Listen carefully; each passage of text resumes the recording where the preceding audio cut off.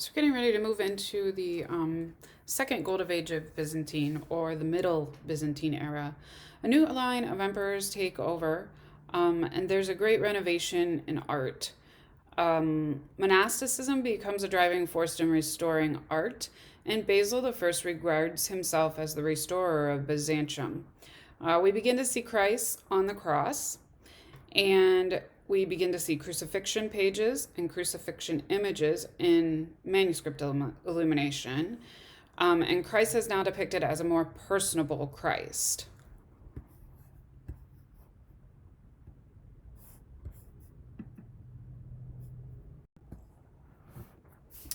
This is the Catholicon. A Catholicon is actually a Greek word for church, I believe. It's in Hoysos Lucas, Greece, and it dates to the first quarter of the 11th century. It's a little bit older than what we've been looking at. The thing I want you to really focus on here with the Catholicon has to do with the change in the look of the exterior of the building. When we look at the exterior of the building in First Golden Age of Byzantine, you see a very plain image of what the outside of the building looks like. From the time they start building churches in early Christianity through the First Golden Age of Byzantine, the exterior was meant to be very plain. Even in Justinian's grand church that was to surpass all churches of time, including the Temple of Solomon, he wanted the exterior of the church to be plain so that when you walked inside the church, there was a sense of transformation. That plain exterior has gone away, and the Second Golden Age replaces it with a more decorative exterior. This one's in Hoysos Lucas, Greece. Hoysos Lucas, Greece is more of a Mediterranean area. You can see that they use those clay roof tiles. Why it's very moist and warm there. But you also see this beautiful combination of different types of bricks used on the outside. A lot more decorative feel to the church. Also, you see the windows are covered with grates to let light into the church.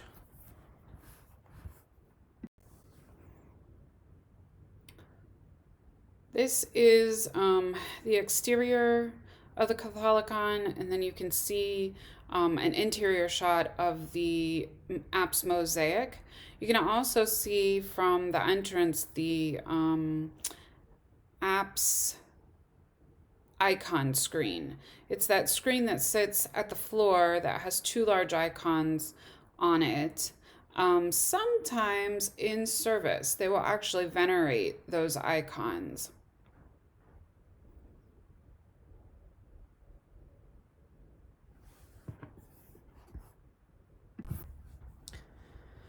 This is the Virgin and Child enthroned. It is an apse.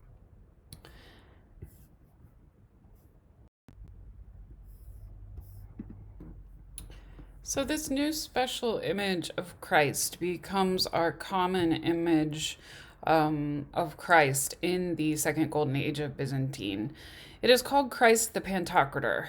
It is in the apse at Daphne, and it is, as you saw on the last side, the church at Daphne is very tall and elongated. And so it feels like this image of Christ the Pantocrator hovers over top of the viewer. When you look at the image up close, you see elongated fingers and a more simple detailing of the facial features. That is because whenever you're looking at an image that is that far off of the ground, if it's not somewhat simple, you're going to miss the important details of the face. We see lots of elongated fingers, simple line work, and an interesting new look from Jesus. Pantocrator literally translates in Greek from Greek to English as the punisher or the judger. That image of Christ as being the judging Christ becomes the new normal. We also see new images of Christ on the cross. This image is a fascinating image in that if you take a mirror and shine it on one half of the face, you get a completely different face than you do if you take a mirror and shine it on the other half of the face. I'm going to see if I can add a picture to the PowerPoint so that you can see a demonstration of that. I've never been able to do it because in class I always have a projector. So let's give it a go and we'll see what we get to see in the next slide.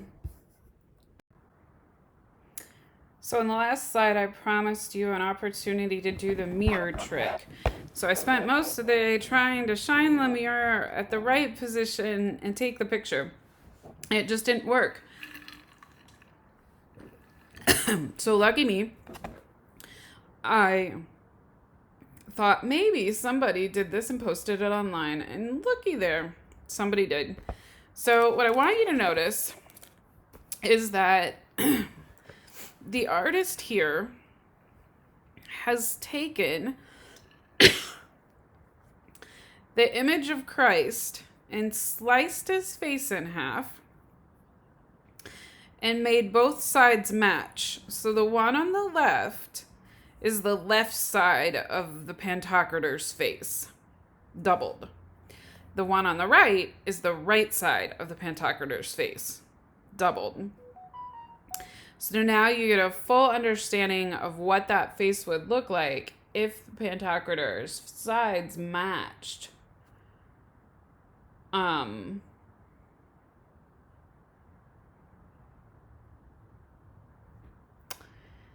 The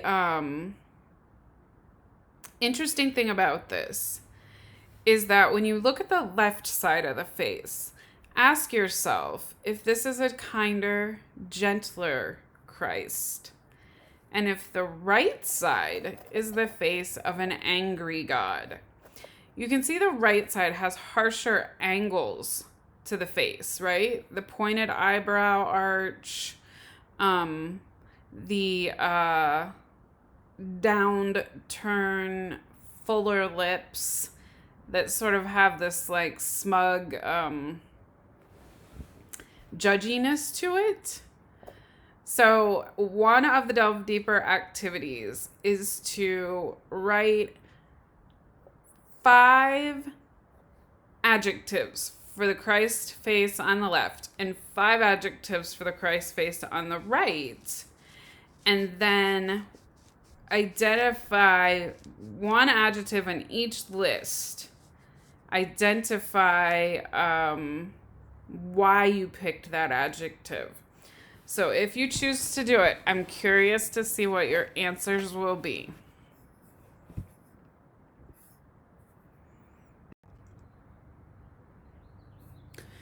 So this mosaic is called the Crucifixion Mosaic, and it is also in the Church of Dormition in Daphne, Greece.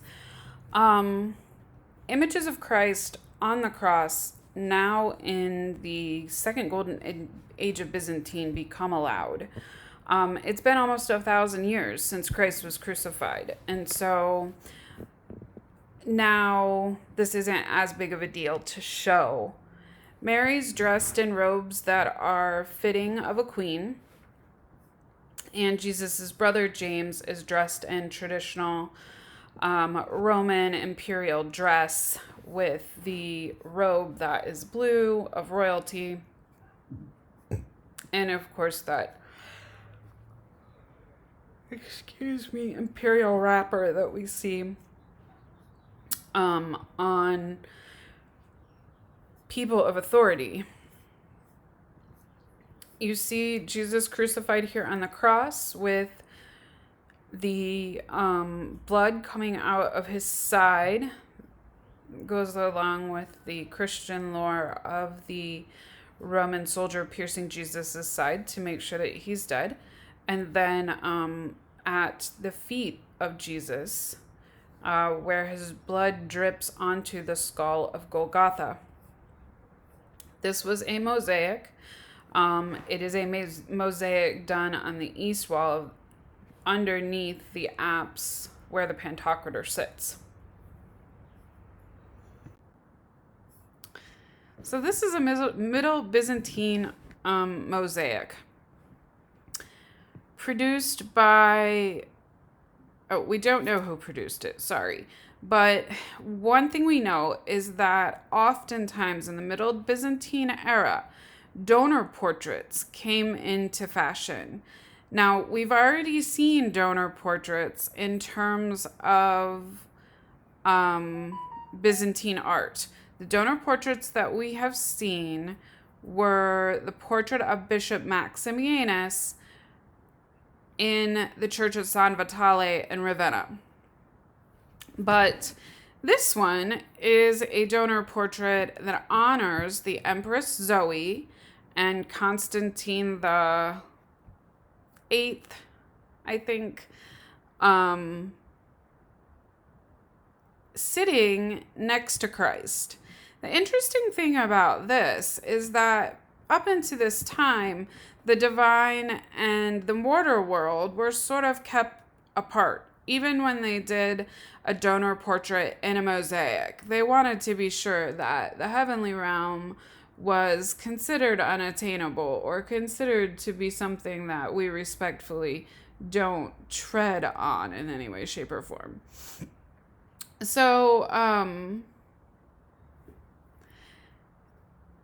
with all that to say, the inscription above Empress Zoe's head indicates that Empress Zoe was a pious ruler and that Constantine was a good Roman leader and pious ruler.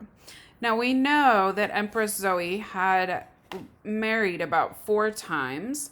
Her dad had this rule that she wasn't allowed to get married until her dad died. It was because her dad was afraid that she would get married and one of her husbands would kill him. That was common. It made assassination really attainable or advantageous, I suppose, for the person coming in who would marry the empress. And so because of this, he made this law that she couldn't get married until he died.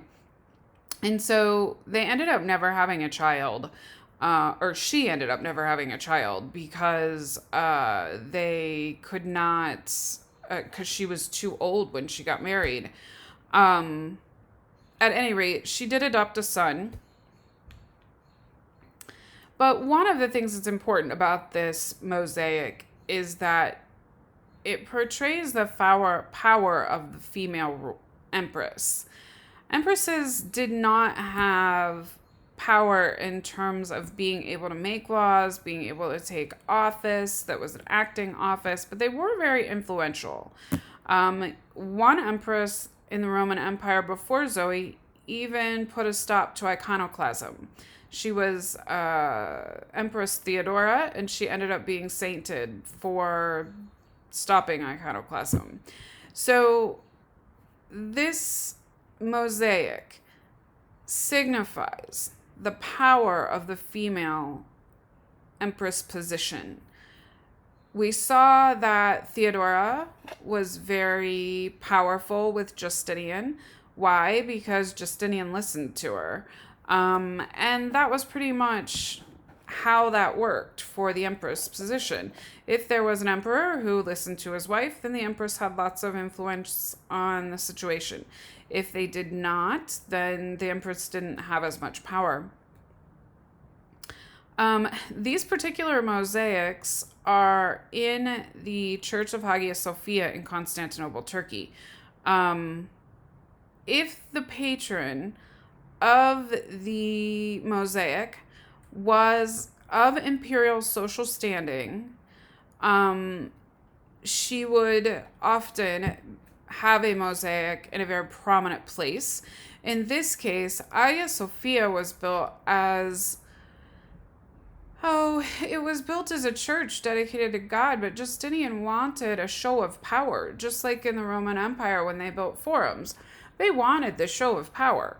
And so Justinian wants the show of power. And so the church, while it is there to be a church, is also there to be propaganda art for Justinian. And so these type of mosaics in Hagia Sophia attests to the power of the imperial family.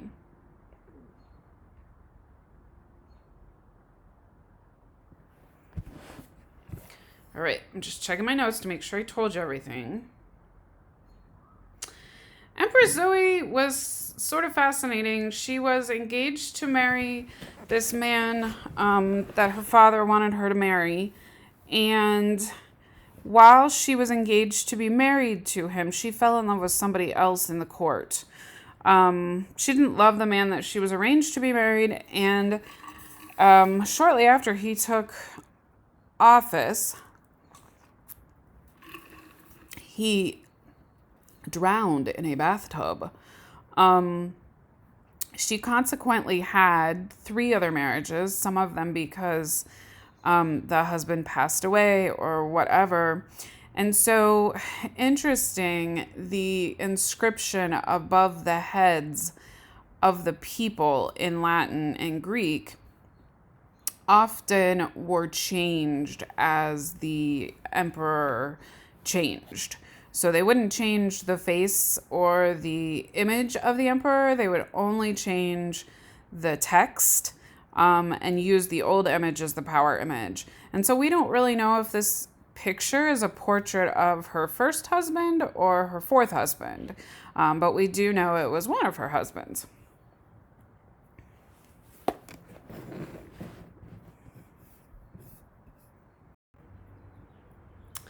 This is the interior of St. Mark's in Venice, Italy. It was begun in 1603, which you're looking at is an interior shot of the dome, and then you can see the underside of all of the barrel vaulting. As you can see, Justinian's church with the gold gilded walls has now set a precedent for churches around the globe in Western Europe. So I guess that's not global, sorry, just in Western Europe. Word of Justinian's church that was large and gilded in gold became the new standard norm. And churches in Western Europe strove for that sense of otherworldliness when they built their churches. So I want to give you a little bit more information about this church. The image that you're looking at right now is an interior shot of the Church of St. Mark's. On the right, you see the dome.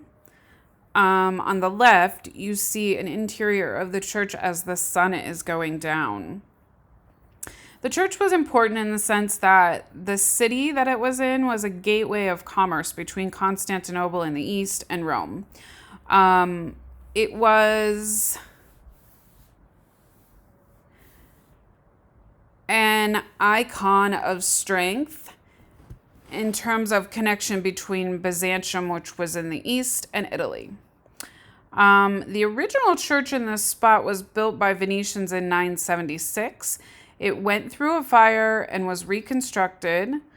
And then a new doge takes office in 1063 and decides that he's going to rebuild the church altogether. So what you're looking at right now is the 1063 rebuild of Doge Domenico Contarini. Sorry, my Latin is only so good.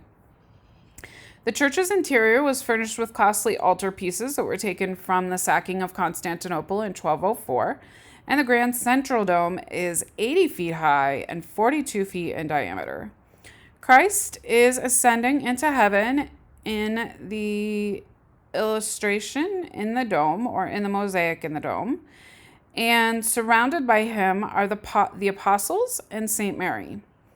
The scene is called an Antaeus scene, meaning Christ has been liberated from death. The scenes all have labels which are written in Greek and Latin, which reflect the city's important position as a liaison between the east and west parts of the empire. We mentioned before that the reflection of the dome is quite fantastic in its sense of gleamingness. It's definitely reminiscent of the Byzantine builders in Constantinople. That bridge, because it's an important bridge city, it was important to reflect Constantinople from the east in this church. So there was a marrying of the east and the west. This is a small portable ivory. It was from a series of ivories called the Haberville ivories, who were named for the people who owned them. This type of ivory was closable. Once the Haberville ivories were made, they popularized this new triptych style of ivory. The diptych style was more popular prior to this. But the diptych style was nice because the ivory folded up and fit nice and neatly into a pocket. Having this portable ivory really replaced the need for an icon. Icons were used as a center focus to prayer. In this case, this was used as a center focus to prayer. And when it was folded up, it wasn't easily recognized as an icon. Interesting that the image has 4 rondelles with saints in them.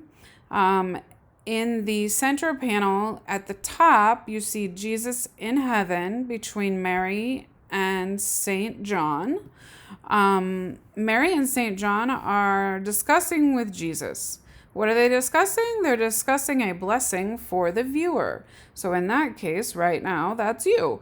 They are intercessors. And in Greek Orthodoxy, intercessors are important.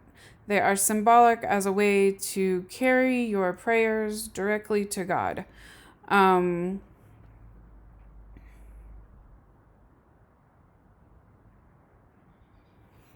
Okay, that's what I have for you about this ivory. This is an antithesis fresco. Once again, that scene when Christ has been taken to heaven.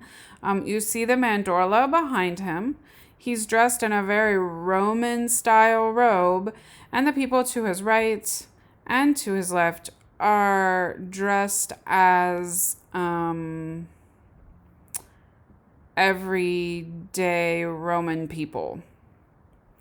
This is a fresco in Constantinople, Turkey.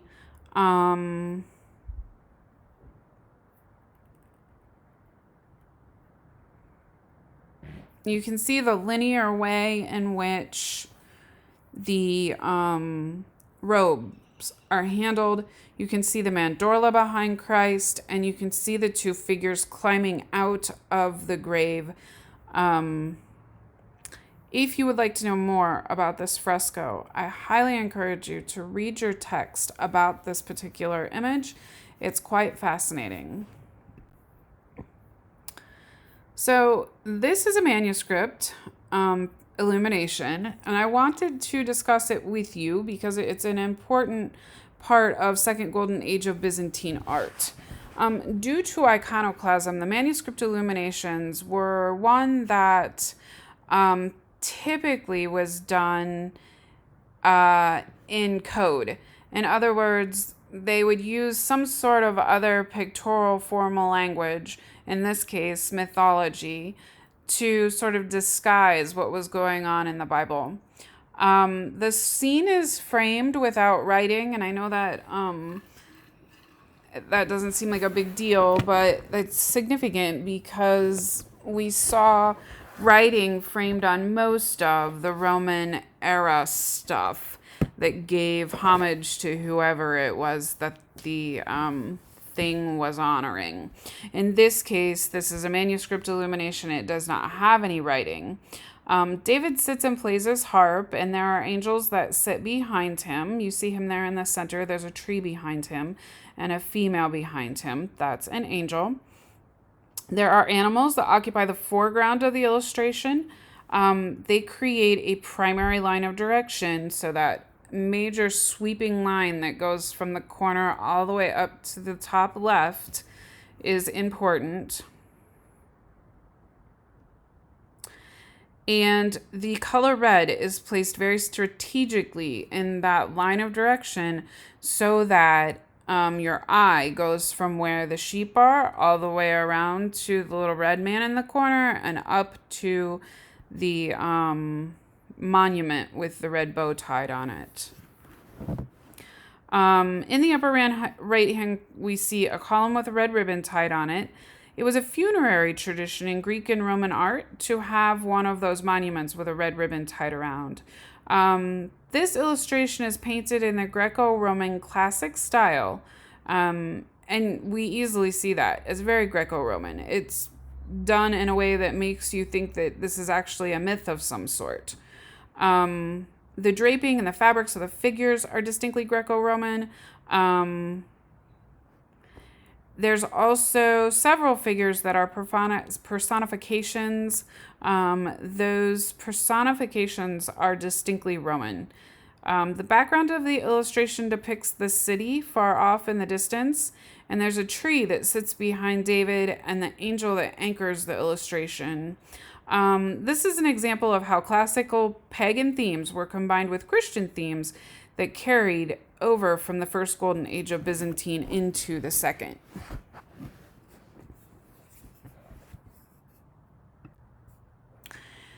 This is an icon, Christ the Savior of Souls icon. Last but not least, we have two more icons to talk about. This is the Vladimir Virgin. It dates late 11th to early 12th century. And it was painted in tempera on wood. This is the original Vladimir Virgin. The Vladimir Virgin is a common icon.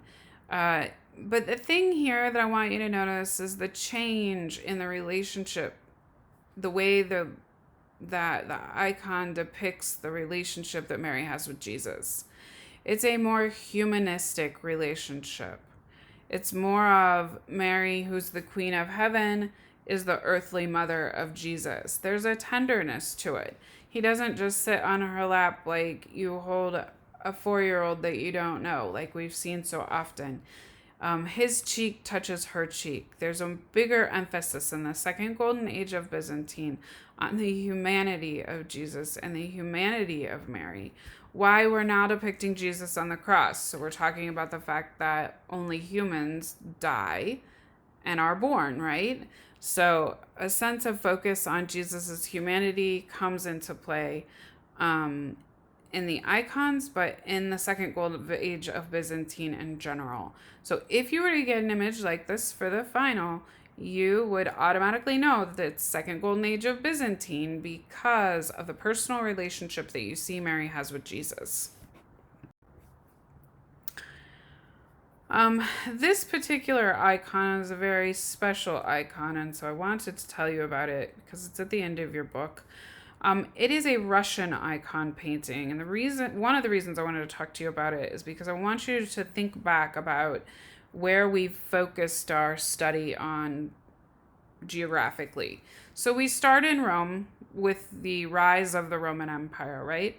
And then all of a sudden, there's this new shift of focus on Constantinople when Justinian takes over. So Justinian takes the Roman Empire from being the Rome that's Western centered around Rome, to a Rome or to a Roman Empire that's more centered around Constantinople. Now, Roman power is moving to Russia. Why? Well, the Roman Empire is a really, really long span of time, right? It lasts for 2,500 years. The people who live in the Roman Empire, really, this is the way life has always been. This is the way life always will be. This never will change, is an easy way to understand it because they had never known any change other than what they lived in. In addition to I think they moved power because they lost hold in Constantinople. Eventually, the Ottoman Turks take over Constantinople. And so we're left with this power in Russia. This particular icon painting, for some historians, is the sort of creme de la creme of icons in Russia and in the career of Andrei Rublev.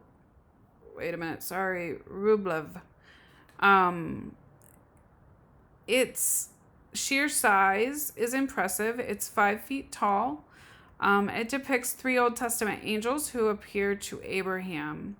It's painted during the time that the Orthodox bishop is in Russia. Originally, the image was bright with contrasting colors and contrasting patterns. That is typically characteristic of Russian icon painting, but here it doesn't feel that way. Why? Because it's very, very old. It has some condition issues.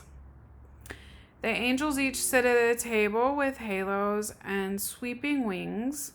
The figures are individualized through their robes that are all different colors, and the draperies lines are lightweight. They seem airy and communicate a sense of tranquility in the figures. This icon has some interesting atmospheric perspective to it. You can see that it kind of harkens back to the flatness of the seat in which the angels sit on. You see the chalice there in the center of the table. This icon represents the power that Russia has at the very moment.